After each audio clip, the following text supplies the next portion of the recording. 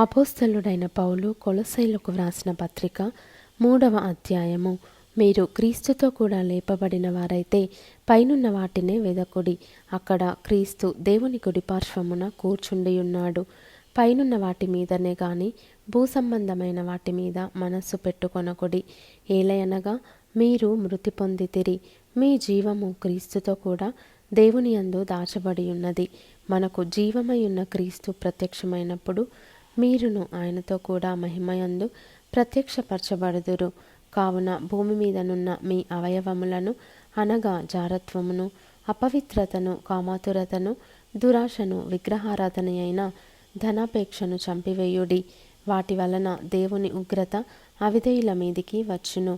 పూర్వము వారి మధ్య జీవించినప్పుడు మీరును వీటిని అనుసరించి నడుచుకొంటిరి. ఇప్పుడైతే మీరు కోపము, ఆగ్రహము, దుష్టత్వము, దూషణ, మీ నోట బూతులు అను వీటినన్నిటినీ విసర్జించుడి. ఒకనితో ఒకడు అబద్ధమాడకుడి. ఏలయనగా ప్రాచీన స్వభావమును దాని క్రియలతో కూడా మీరు పరిత్యజించి జ్ఞానము కలుగు నిమిత్తము దానిని సృష్టించిన వాని పోలిక చొప్పున నూతనపరచబడుచున్న నవీన స్వభావమును ధరించుకొని ఉన్నారు. ఇట్టి వారిలో గ్రీసు దేశస్థుడని, యూదుడని భేదము లేదు. సున్నతి పొందుటయని, సున్నతి పొందకపోవుటయని భేదము లేదు.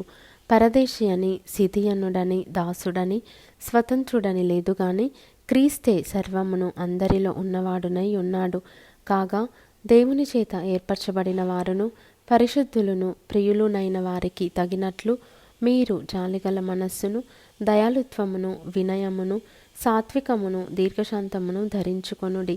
ఎవడైనను తనకు హాని చేసెనని ఒకడనుకొనిన ఎడల ఒకనినొకడు సహించుచు ఒకనినొకడు క్షమించుడి.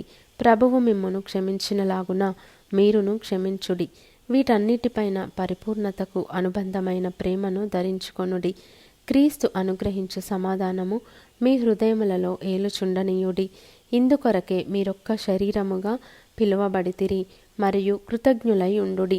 సంగీతములతోనూ, కీర్తనలతోనూ, ఆత్మ సంబంధమైన పద్యములతోనూ ఒకనికి ఒకడు బోధించుచు, బుద్ధి చెప్పుచు, కృపాసహితముగా మీ హృదయములలో దేవుని గూర్చి గానము చేయుచు, సమస్త విధములైన జ్ఞానముతో క్రీస్తు వాక్యము మీలో సమృద్ధిగా నివసింపనీయుడి.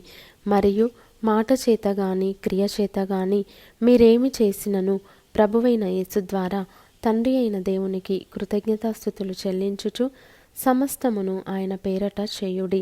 భార్యలారా, మీ భర్తలకు విధేయులై ఉండుడి. ఇది ప్రభువును బట్టి యుక్తమై ఉన్నది.